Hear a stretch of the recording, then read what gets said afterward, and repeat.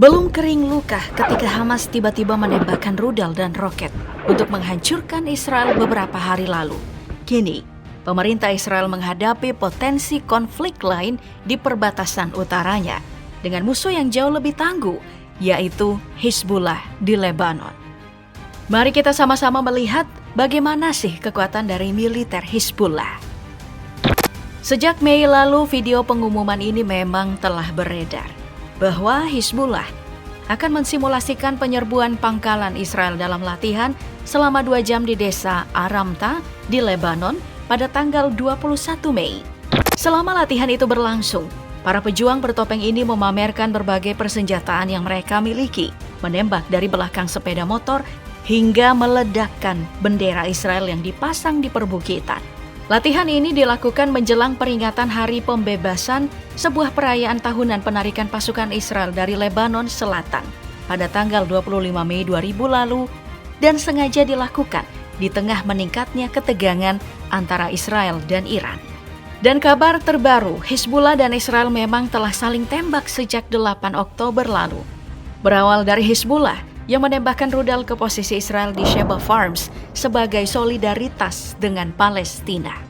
Militer Israel kemudian menggempur Lebanon Selatan keesokan harinya setelah mendapat serangan lintas batas yang diklaim oleh kelompok bersenjata Jihad Islam Palestina atau PIJ. Namun Hizbullah membantah terlibat dengan serangan PIJ itu.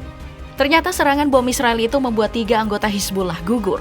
Mereka pun membalas dengan menembakkan rentetan roket dan mortir ke 2 pos militer Israel di Galilea. Kemudian pada tanggal 11 Oktober, mereka merilis sebuah video kendaraan lapis baja pengangkut personil Israel M113 atau Zelda yang mereka jadikan sasaran di dekat kota Salah di perbatasan dengan Israel. Wah, perasaan warga yang tinggal di Palestina, Israel, dan Lebanon pasti saat ini lagi kacau banget sih. Malam tidur gak nyenyak karena was-was bakal kena serangan bom tiba-tiba. Sedangkan para pemegang saham perusahaan senjata besar di luar sana sedang senang-senangnya karena harga saham sedang melonjak sejak hari pertama Hamas menyerang. Oke, baik, kita kembali ke Hizbullah. Hizbullah ini adalah sebuah organisasi politik dan militer yang berbasis di Lebanon dengan ideologi Syiah Islam yang kuat. Nama Hizbullah dalam bahasa Arab berarti Partai Allah atau Partai Tuhan. Organisasi ini didirikan pada tahun 1982 oleh pengawal revolusi Iran di bawah pengaruh Iran untuk mengekspor revolusi Islamnya dan melawan pasukan Israel yang telah menginvasi Lebanon. Salah satu tujuan utama Hizbullah adalah penghapusan negara Israel. Hal ini tertuang dalam manifesto mereka yang berbahasa Arab di tahun 1985. Berupa perjuangan kita hanya akan berakhir jika entitas ini dilenyapkan. Nah, entitas yang dimaksud itu adalah Israel. Hizbullah memiliki struktur militer dan politik yang kompleks hingga akhirnya menjadi partai politik pada tahun 2005. Selain itu, Hizbullah juga memiliki sayap politik yang aktif di pemerintahan Lebanon dan dianggap sebagai gerakan perlawanan yang mempertahankan hak-hak rakyatnya terhadap intervensi asing, namun dianggap sebagai organisasi teroris oleh beberapa negara barat, termasuk Amerika Serikat dan Israel. Pemimpin Hizbullah saat ini, Syed Hasan Nasrallah, mengatakan kelompoknya memiliki 100.000 pejuang tahun 2021 lalu. Pendahulunya Abbas Al-Musawi dibunuh oleh Israel Angkatan Pertahanan pada bulan Februari 1992. Amerika Serikat memperkirakan Iran telah mengalokasikan ratusan juta dolar setiap tahun untuk pendanaan Hizbullah. Namun, menurut mereka, sumber pendapatannya itu berasal dari kelompok bisnis Lebanon, perorangan, pengusaha, diaspora Lebanon yang terlibat dalam eksplorasi berlian Afrika, kelompok dan negara Islam lainnya, serta pajak yang dibayarkan oleh warga Syiah Lebanon. Organisasi ini dikenal dengan keterlibatan dalam serangkaian operasi militer dan melancarkan kampanye gerilya melawan pasukan Israel yang menduduki Lebanon Selatan sejak pertama kali dibentuk hingga penarikan Israel pada tahun 2000.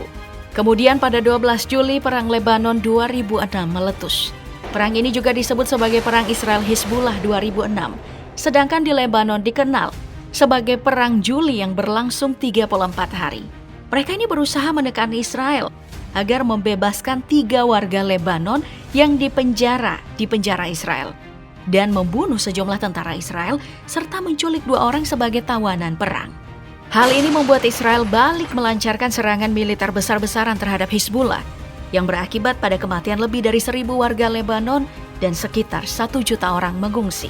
Kemenangan ini telah menghancurkan mitos bahwa tentara Israel adalah tak terkalahkan dan menjadikan Hizbullah menjadi milisi Arab pertama yang mampu melawan pasukan pertahanan Israel hingga terhenti. Dan bersama pemimpinnya Hasan Nasrallah, Hizbullah di sebagian besar dunia Arab dianggap sebagai pahlawan. Selama tahun 1990-an, tepatnya pada Perang Bosnia, Hizbullah juga mengorganisir sukarelawan untuk berperang bagi tentara Republik Bosnia dan Herzegovina. Mereka ini memiliki unit khusus yang dikenal dengan The Radwan Forces. Unit khusus Hizbullah yang berkolaborasi dengan Badan Intelijen Lebanon ini bahkan digambarkan sebagai salah satu yang terbaik di dunia. Sebab misi utamanya itu adalah menyusup ke wilayah Israel dan berhasil, serta menaklukkan wilayah dan pemukiman Israel di Galilea. Unit ini terdiri dari 1.000 pejuang yang dipersenjatai dengan ATGM, 100 drone kamikaze, serta senapan sniper Orsis T-5000. Sejak tahun 2012, Hizbullah juga terlibat dalam perang saudara di Suriah melawan ekstremis Islam dan berjanji bahwa kelompoknya tidak akan membiarkan militan Suriah menguasai wilayah yang berbatasan dengan Lebanon. Hizbullah memang telah lama menjadi sekutu pemerintah Ba'ath Suriah yang dipimpin oleh keluarga Al-Assad dan melawan oposisi Suriah. Meski sering mendapat kecaman atas campur tangannya dalam perang Suriah, namun mereka tidak goyah. Pada 25 Mei 2013, pemimpin Hizbullah berpidato yang disiarkan oleh kantor berita resmi Suriah, SANA, dan mengatakan, jika Suriah jatuh ke tangan Amerika, Israel, dan kelompok takfiri, masyarakat di kawasan kita akan memasuki masa kegelapan. Hingga akhirnya, mereka menyatakan kemenangan perang di Suriah pada tahun 2017. Dan masih banyak lagi kegiatan militer yang melibatkan Hizbullah. Bahkan mereka juga mengirimkan sejumlah penasihat teknis dan analis intelijen ke Baghdad untuk mendukung intervensi Iran di Irak sejak tahun 2014. Hizbullah memiliki berbagai jenis roket dan rudal yang jumlahnya itu lebih dari 100.000.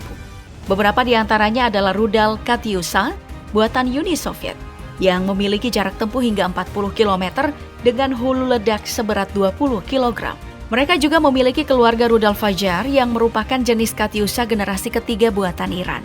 Pertama ada rudal Fajar 3 yang jarak tempuhnya mampu mencapai 43 km dengan hulu ledak sebesar 45 kg. Kedua, ada lebih canggih dibandingkan rudal Fajar 3 yaitu rudal Fajar 5 yang mampu mencapai jarak tempuh sejauh 75 km dengan hulu ledak seberat 90 kg. Selain itu, Hizbullah dan Iran mengembangkan rudal Zelzal untuk meningkatkan akurasi rudal mereka. Rudal Zelzal 1 diketahui hulu ledaknya itu seberat 500 kg dan mampu mencapai jarak tempuh hingga 125-160 km. Sedangkan rudal Zelzal 2 memiliki hulu ledak seberat 600 kg dan mampu mencapai jarak tempuh hingga 210 km. Mereka juga memiliki rudal balistik jarak pendek yang dapat menjangkau jarak tempuh sejauh 250 hingga 300 km dengan hulu ledak seberat 500 kg yaitu Fateh 110. Beberapa varian rudal ini bahkan ada yang mencapai 500 km dan membuat jangkauannya setara dengan sistem rudal taktis Angkatan Darat atau ATACMS milik militer Amerika Serikat ataupun rudal jelajah jarak jauh Taurus buatan Jerman. Hizbullah juga memiliki akses kepada senjata-senjata kecil seperti senapan serbu, senapan mesin ringan, pistol, granat, dan amunisi lainnya. Senjata-senjata ini digunakan oleh anggota Hizbullah dalam operasi-operasi militer dan perlawanan. Dan untuk pertahanan udara, Hizbullah memiliki senjata anti pesawat yang mencakup artileri Zu-23 dan rudal permukaan ke udara berupa SA-7 dan SA-18.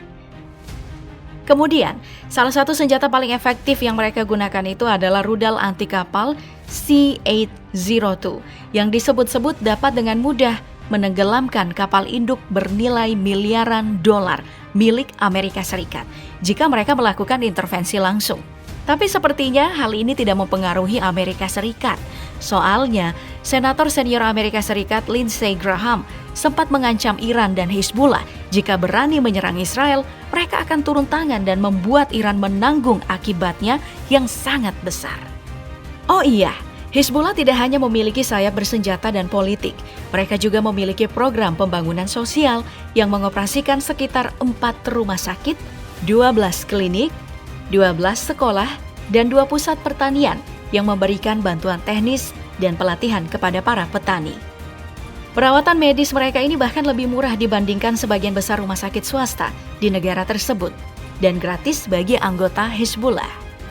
Selain itu, mereka juga memiliki departemen lingkungan hidup mulai dari mengumpulkan sampah hingga menjalankan rumah sakit dan memperbaiki sekolah sampai program bantuan sosial. Hal inilah yang dianggap sebagai rahasia kekuatan Hizbullah.